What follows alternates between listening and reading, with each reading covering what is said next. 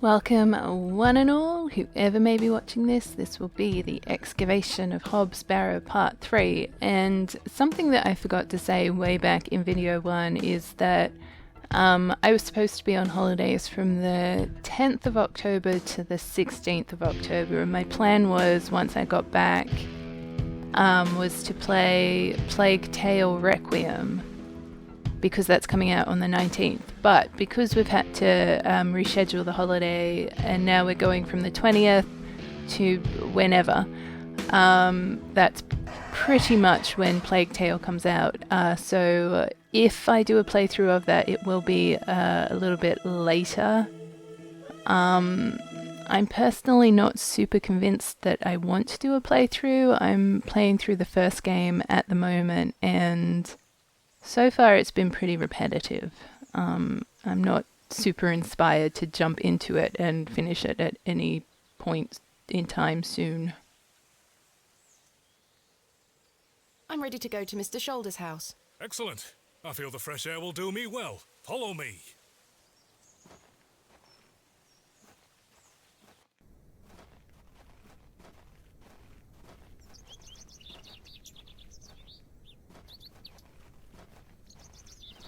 I love that they're showing us actually walking through all the different areas. Good morning, Father. Good morning, Mrs. Duplancy. Mrs. Duplancy, this is Thomasina Bateman, a visitor to our parish. We've already had the pleasure of meeting, Father.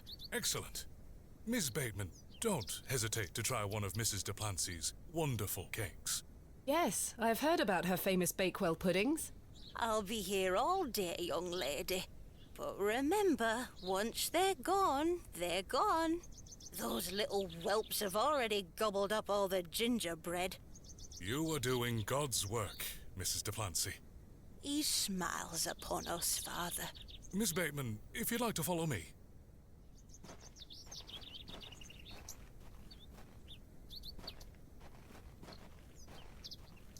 Let's talk of graves, of worms, and epitaphs. Make dust our paper, and with rainy eyes write sorrow on the bosom of the earth. Let's choose executors and talk of wills.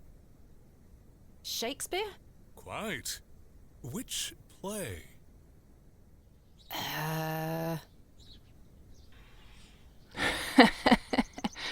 I have no clue. I'm going to go for Macbeth because that's the Scottish play that should never be mentioned. Macbeth? Magnificent guess, Miss Bateman, but I'm afraid that passage is from Richard II. Studying the work of the bard is one of my favourite pastimes. Follow me.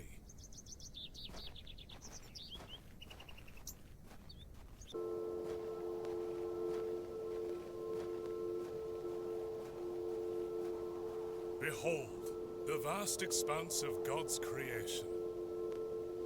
The moors extend as far as the mortal eye can see. Beautiful, is it not?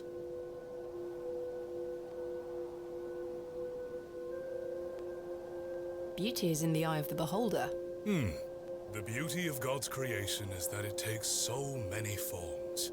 How can one take in such a view and not have faith?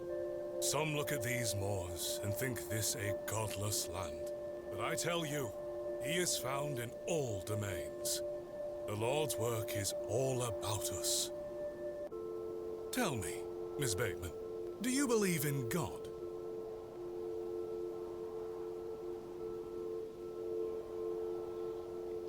I love that the only option is to tell the truth or lie, so I'm assuming if we tell the truth, the answer will be no. I was brought up Anglican. The church was an important part of my early life, Father Roach. But what happened to my father eventually made me question things.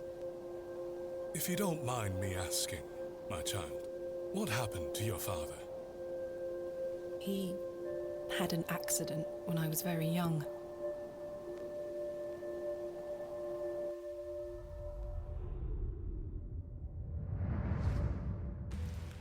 Come along now, Thomasina. Let's get out of the rain.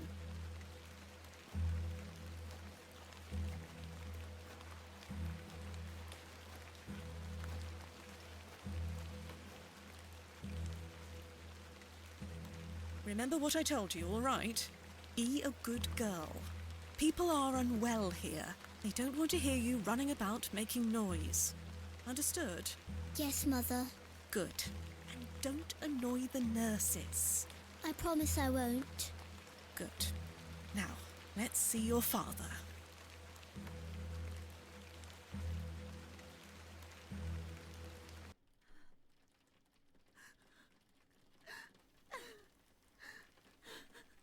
Right, so her dad is one of the patients in the hospital. I gotcha. Daddy, wake up! Mummy? Mummy? Good evening, Mr. Bateman.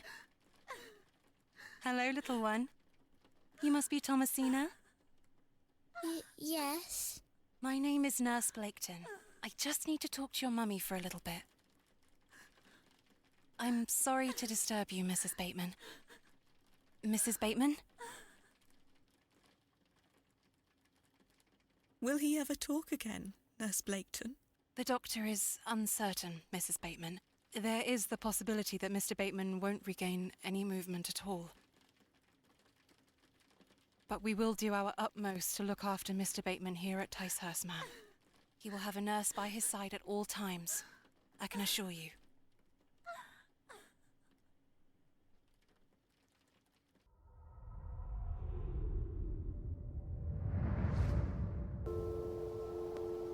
What sort of god would allow this fate to befall such a kind and honest man? I'm sorry to hear this. God moves in mysterious ways, but he loves us all.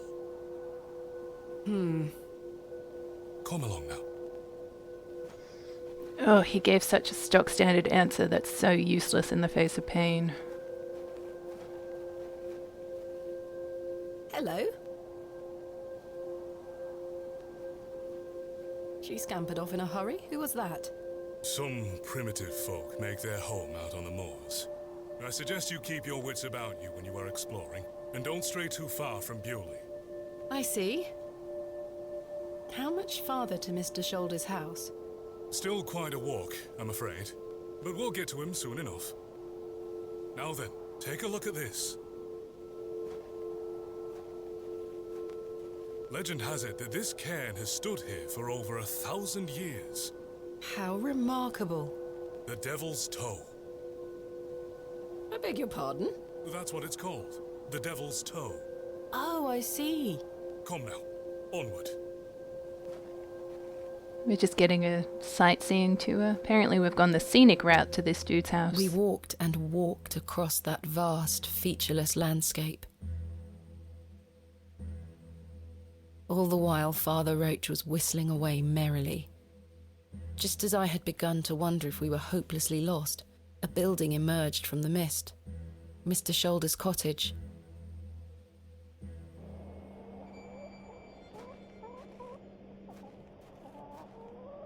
Here we are, Miss Bateman. Unless my memory fails me completely, this is Mr. Leonard Shoulder's house. Thank you for your help, Father Roach. Now, no need to thank me after your providential assistance today. However, I have something to ask you. Yes? Please don't tell Mrs. Duplancy about my little scene in the woods. She will only fret, and the poor dear woman has enough on her mind as it is. I shan't mention it. Thank you. You'd better see if Mr. Shoulder is in. Can I actually just play with the chickens? And the rooster. Hello. We've got a rooster who looks very similar to this dude. Here, chuk chuk chuk. Don't encourage them. Okay, fine. We're going inside.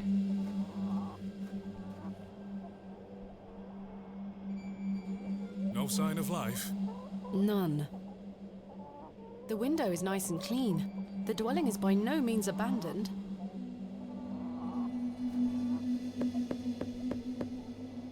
Mr. Shoulder? Is Thomasina Bateman here? I'm here in Bewley as discussed. Maybe try again. His hearing probably isn't the best at his age. Right, so I clearly did that in the wrong order. Let's walk around the chickens. The trousers feel damp. Freshly hung, or still wet from last night's rain. He looks much too unruly to be picked up.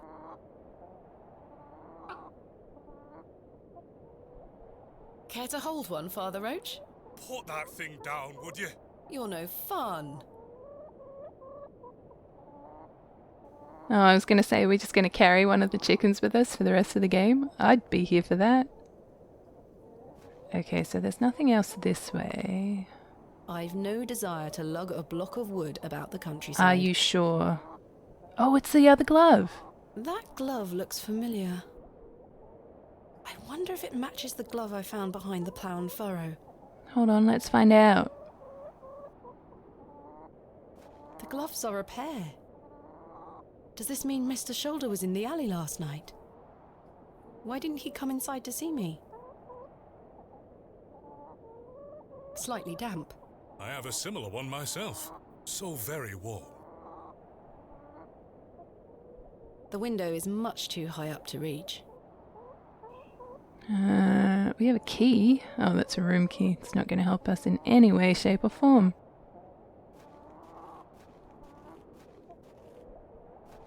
Okay, so there's only an exit around here.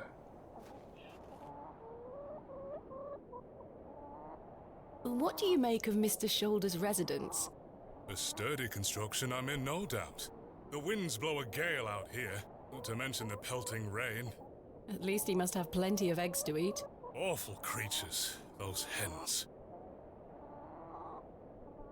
What else do you know about Mr. Shoulder? A reclusive man. I must say I know very little about him. Does he attend services at St. Edmund's? Not regularly, if at all these days. Perhaps he feels closer to God out here on the moors. What do you make of Mr. Shoulder's residence? A sturdy construction, I'm in no doubt. The winds blow a gale out here, not to mention the pelting rain. At least he must have plenty of eggs to eat. Awful creatures, those hens. I love conversation circles. They are my favorite thing in this world. Why don't you like hens, Father? I know I must love all of God's creatures, but they make such an unholy ruckus, and their talons claw at my boots. But they mean no harm, and they provide eggs. I cannot abide hens' eggs. They smell of sulphur when rotten. That's an interesting comment. Thank you for your time. Lord be with you. Mr. Shoulder, are you home?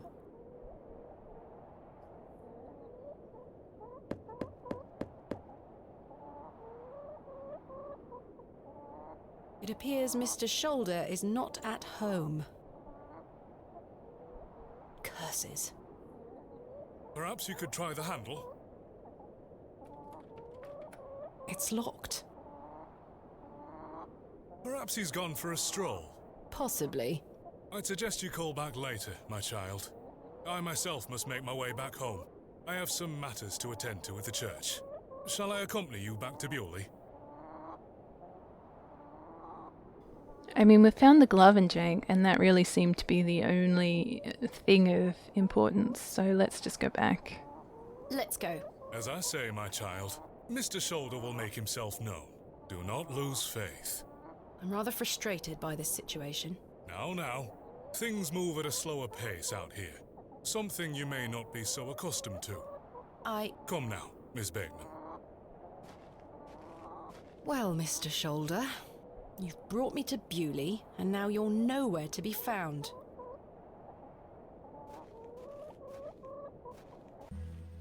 As we trudged silently back to Bewley across those cold moors, I made a new resolution. I would find Hobbs Barrow myself, with or without Mr. Shoulder.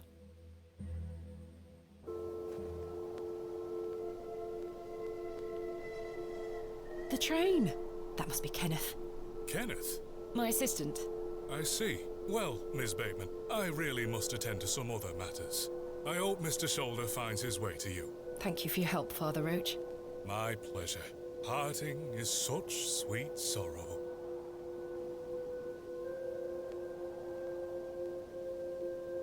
Romeo and Juliet? Correct. That I shall say good night, till it be morrow. Lord be with you. I should go meet Kenneth at the station.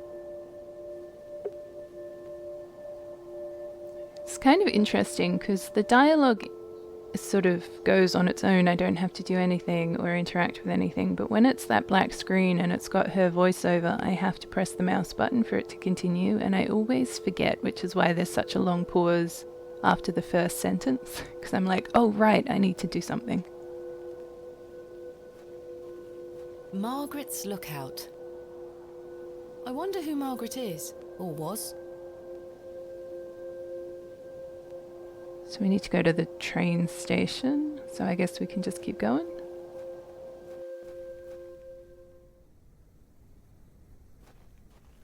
Here lies Elizabeth Farnaby. This appears to be a recently dug, unmarked grave.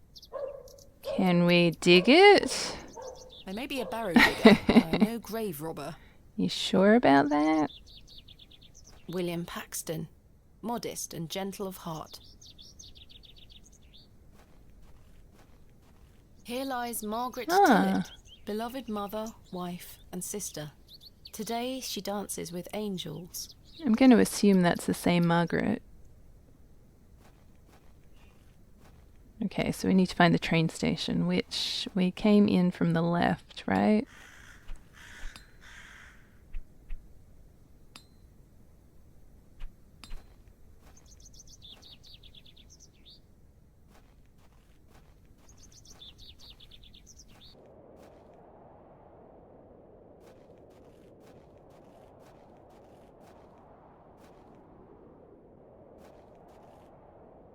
Where is Kenneth?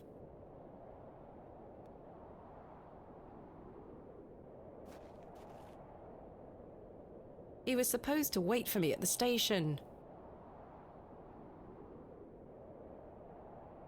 Mr. Tillett, where did you go last night? Have we met? Last night at the Plough and Furrow. Oh, Miss Bateman. I were blind drunk last night and woke up with a stinking headache.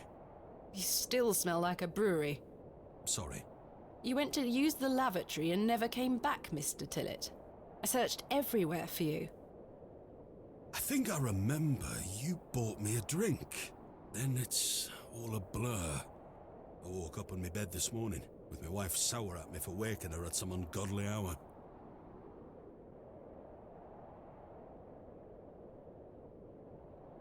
I found Mr. Shoulder's house, but he wasn't home. Don't worry. You'll find him. About last night. What were you going to tell me about Leonard Shoulder? Who? Leonard Shoulder. You told me you knew him, and promised to tell me more if I bought you a drink, which I did. So what were you going to tell me? I don't really know the old bugger. But you said you did. Oh, aye. No, I know naught about him. No, naught about Leonard Shoulder.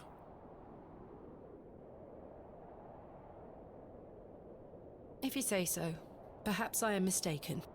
I say a lot of things when I've got the drink in me. I probably just wanted you to buy me an ale. Even if that's the case, it doesn't explain your disappearance. Aye, I don't remember out. I'm looking for my assistant, Kenneth. Oh, aye. His train has arrived. Not a single soul disembarked the last train, Miss Bateman. Impossible. Was that not the midday train from London by way of Derby? Aye, it were. Mr. Price were here, unloaded a few crates. But no Kenneth. Not a soul. Hold on. One of them crates had your name on it, Miss Bateman. A great big one it were, with... A red ribbon. Aye. What is Kenneth playing at, sending my equipment but not himself? Curses. Where is my crate now? Mr. Price took away all the crates on his cart. Who? Mr. Price, he's the postmaster. Where can I find Mr. Price? He lives above the storeroom, just north of the plough and furrow. You'll see it. There's a Royal Mail plaque on the wall. Thank you. Farewell for now. Ta-ra! Interesting. Ooh, is that a cat? Oh, go get the crow. Do it. Good try.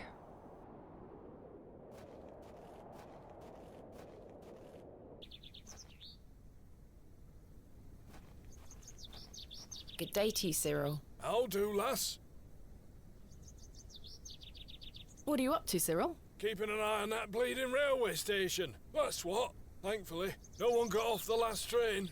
Really hate that station, don't you? Oh, I curse Midland Railway for bringing their damn line through Bewley. This is our town, our land. 'Tis no place for outsiders. So you keep saying. Anyway, no more trains today. Almost time to celebrate with an ale, I think. I could do with one myself. You paying? No. I found Mr. Shoulder's house today, but he wasn't home. Why the bleeding hell should I care, lass? I'm looking for Hobbs Barrow. Do you know where it is? Mind your own business, lass. You really are quite helpful, aren't you? Bah! Goodbye. Ta-ra, lass. Okay, so we are looking for the postmaster. I can't take the sign, nor do I want to. Well, yeah, again, I just want you to read it. Are you a postmaster's house? You've got a plaque. I can't remove the Well, plaque. What? Read the plaque.